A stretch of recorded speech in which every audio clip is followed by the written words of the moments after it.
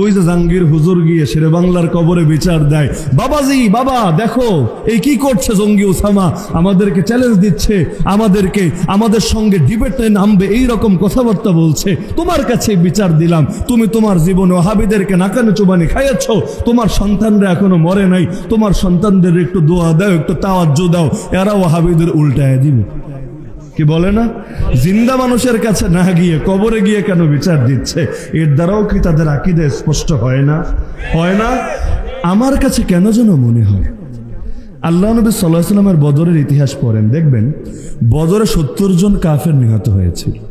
যখন সবগুলোকে নিয়ে একটা কুয়োর মধ্যে ফেলা হয়েছিল কালিব বাদর, সেখানে আল্লাহ নবী গিয়ে তাদের সাথে কথা বলেছিলেন। নবী জিজ্ঞেস করেছিলেন, কি রে, আল্লাহ তোদেরকে যে ওয়াদা দিয়েছিলেন বুঝে পেয়েছিস? তিরস্কার করেছিলেন, ধিক্কার দিয়েছিলেন। সাহাবীরা অবাক, মরা মানুষের সঙ্গে কথা বলে কেমনে? নবী জানিয়ে দিলেন, আল্লাহ এটা শোনার জন্য ওদের ভেতরে ওদের রূহ ফিরিয়ে দিয়েছে। আমি এখন আশঙ্কায় ভুগছি, এই লোকগুলো মুখে স্বীকার করুক আর না করুক, তারা কি যারা এখন শুয়ে আছে কবরে, এদেরকে সেই আবু জাহাল গং আর বদরে নিহত হওয়ার লোকদের মতোই মনে করে কিনা যে নবীও তো গিয়ে এদেরকে বিদ্রুপ করেছিলেন, এরাও এখন ওদের কবরে গিয়ে একই ক্যাটাগরির বিদ্রুপ করছে কিনা? তো এখন গালি দেয় কি বলে? ওয়াহাবি বলে দেয় না? তো ওয়াহাব কার নাম? মাদ্রাসাগুলোর মক্তবে গিয়ে ছোট ছোট বাচ্চাদেরকে জিজ্ঞেস করবেন আল্লাহ 99 নাম বলো, দেখবেন সুন্দর করে একেবারেই সুরে সুরে আল্লাহ 99 নাম শুনিয়ে দিবে। মাঝে মধ্যে মাহফিল ও বক্তার আগে দেখবেন ছোট ছোট বাচ্চারা দাঁড়িয়ে আল্লাহ 99 নাম শোনায়, এর মধ্যে একটা নাম নেই ওয়াহাব? আছে কি না? তো ওয়াহাব কে? আর ওয়াহাবি কে? ওয়াহাবি অর্থ হলো আল্লাহ ওয়ালা। ওয়াহাব হলেন আল্লাহ, আর ওয়াহাবি মানে আল্লাহ ওয়ালা।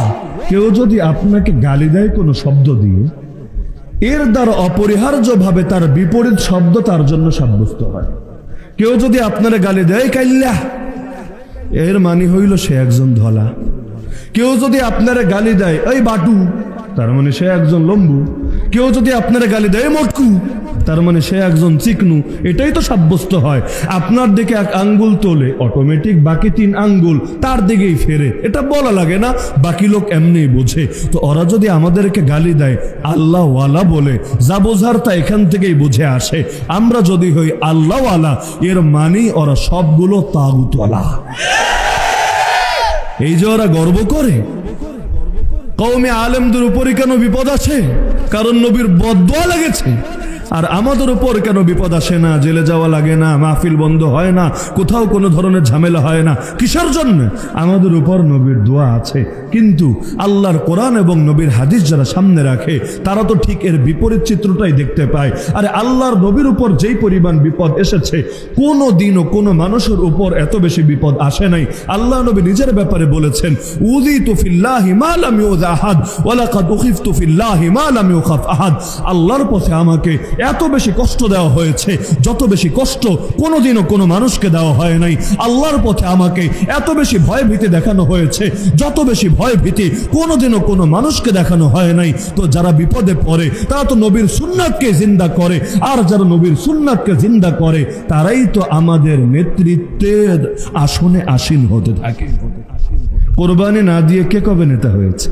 ইব্রাহিম আলাইহিস সালামকে আল্লাহ কখন বলেছেন, ইন্নী জাইলুকা লিন-নাসি ইমামা, আমি তোমাকে সমগ্র মানুষের ইমাম আর নেতা বানিয়ে দিব?